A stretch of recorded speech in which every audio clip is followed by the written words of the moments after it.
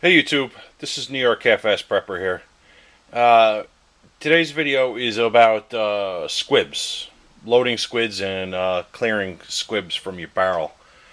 When you get into reloading, like I have recently, it's inevitable that you're going to load up a round. You're going to screw up rounds. That's why they sell this tool here. It's called a bullet puller. And if you screw up a round and you know you screw it up, you pull the bullet off and you start over with the round. Occasionally, one will slip past you in the reloading process that has no powder or not enough powder in it, and that's what we call a squib. And what happens, as I found out the hard way, in an AR-15 platform, is the bullet will fire. It'll sound like it's firing. You'll hear a pop and a bang and everything. However, the bullet will not travel very far in a barrel. It'll get stuck. If it's just a primer, it'll get stuck very close to the chamber here in an AR-15. If you have a little bit of powder, obviously it could go farther.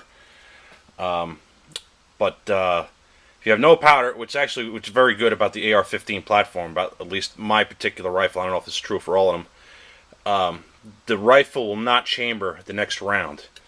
The next round will not physically fit into the chamber, so you know that you have a problem with the gun. Squibs can be very dangerous, especially in revolvers and other type of guns where your human power is activating the action, and you don't notice the squib. And it's in revolvers. I've heard of people firing one squib into the back of another squib and really foobarring the gun. So I googled this and I did a YouTube search. I didn't find any really good videos on how to clear the squib from the rifle. I did find some hits on AR15.com, so I figured I'd make a video and share with you guys how I cleared them. Now, we had a good weekend shooting, and I actually had two rifles come back home with squibs. This is one of my Palmetto uppers, and it got a squib. So the next round wouldn't chamber, so we put that rifle aside, and eventually it happened to my other rifle. So here's how I cleared it. I went to Home Depot, and I bought this piece of 3/16 rod. Now this is zinc-coated steel. I forget what I paid for this, but it wasn't terribly expensive. And I took this end of it, and I wrapped it in plastic shipping tape. All of the things say to use a steel, an aluminum rod or a brass rod, and the purpose for that is so that it doesn't scratch or damage the inside of your barrel. So I solved the problem by coating this with tape, and then I just shoved it down the barrel, and it fits in there. Actually, the tape worked out real well because it doesn't give it a chance to flop around in there. And then a couple of taps with my little Chinese hammer here, very lightly tapped it. And here's the culprit right here. This is what came out of the barrel. This was the round that was lodged in there. However, in my search on the internet, I found this guy, and this is a squib rod. This is from Endo Fabrication. It's called the Squib Buster, and it's specifically manufactured for the AR-15 carbine. And if you put this guy in here, it's made out of brass, so it won't scratch anything. Put this guy in here, it's perfectly sized to tap out squibs in a barrel, AR-15 platform. So I'm going to add this to my range kit.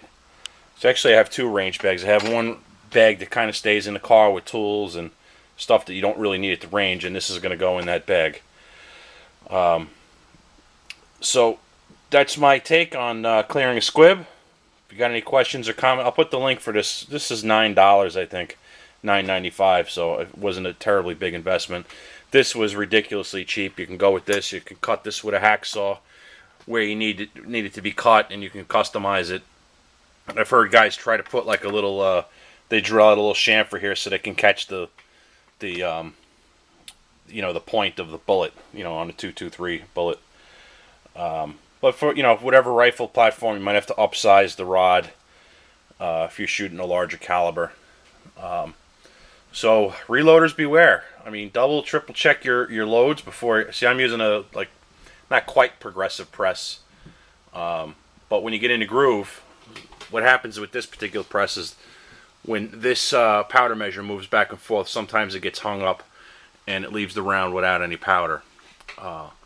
So if you get in the groove and you're not really paying attention, obviously a couple of them can slip past you. So reloaders, be careful of that.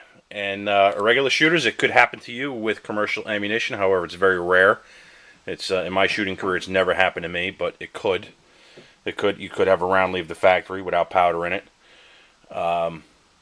So that's it. It's not a particularly major problem. I guess if it gets stuck, halfway in the barrel, there's a couple schools of thought. Do you push it out the way it's supposed to go or the way it came?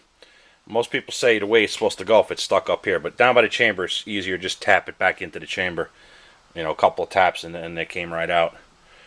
But your mileage may vary on that. Maybe harder work if it's stuck up here, or if you have a round that's a slightly bigger out of spec round or something, get jammed in here.